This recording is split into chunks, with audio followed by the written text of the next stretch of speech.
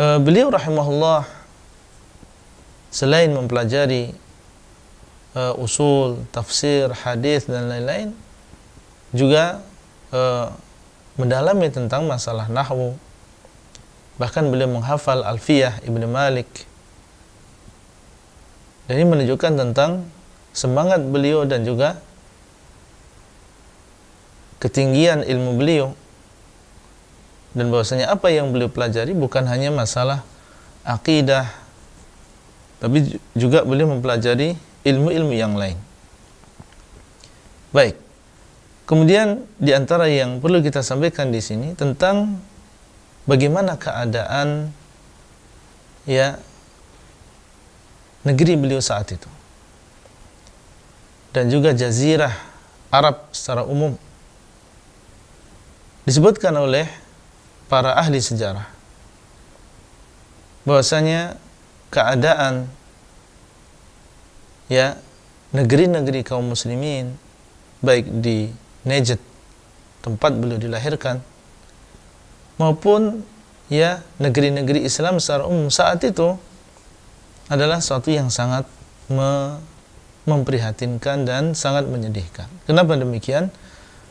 Kita tidak melihat dari sisi dunianya, tapi kita melihat tentang atau dari sisi munculnya penyimpangan-penyimpangan yang banyak di dalam masalah agama. Muncul atau bermunculan bid'ah-bid'ah di dalam agama, tersebar di alam Islami atau di negeri-negeri Islam. Demikian pula khurafat, takhayyul, berbagai macam kesyirikan, kebodohan dari kaum muslimin sendiri terhadap agamanya, bahkan terhadap perkara yang paling penting di dalam agamanya. Inilah yang ada dan kenyataan yang ada di zaman beliau rahimahullah. Di Najd sendiri banyak di sana kuburan yang diagungkan, pohon-pohon yang dikeramatkan, batu-batu yang dianggap bertuah oleh manusia, gua-gua yang dianggap keramat. Di sanalah dilakukan kesyirikan dengan berbagai jenisnya. Itu di Najd, di daerah Syekh. Demikian pula di daerah-daerah yang lain, di Hijaz, di Makkah dan juga Al-Madinah. Di zaman beliau bagaimana kuburan Baqi' yang sebelumnya dikuburkan di sana sebagian sahabat Nabi SAW dan banyak sahabat Nabi SAW, bagaimana sebagian manusia membangun di atas kuburan yang ada di sana bangunan, sehingga manusia yang datang dari berbagai belahan dunia datang ke kota Madinah, memasuki pemakaman Baqi' dan melakukan perkara yang tidak diridhai oleh Allah Azza wa Jalla di samping kuburan yang dibangun tersebut. Demikian pula di Makkah dan di Yaman dan negeri-negeri yang lain.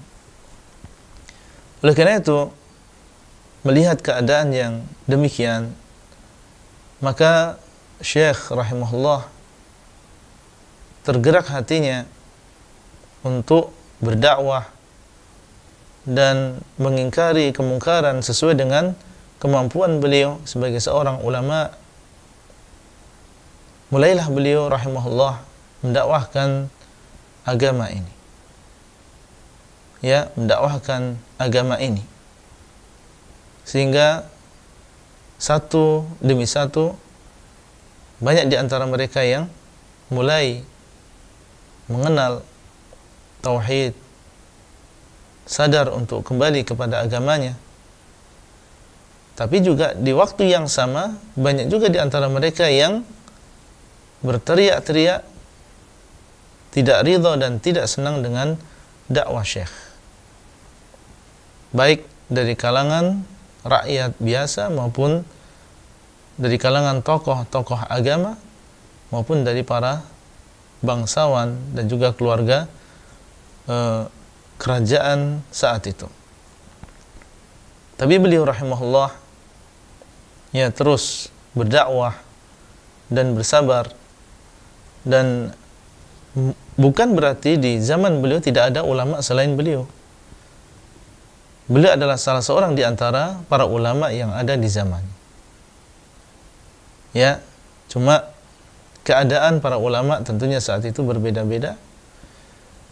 Ada di antara mereka yang sebenarnya tahu ya keadaan ini adalah keadaan yang memprihatinkan dan banyak di sana penyelisihan, ya, penyimpangan.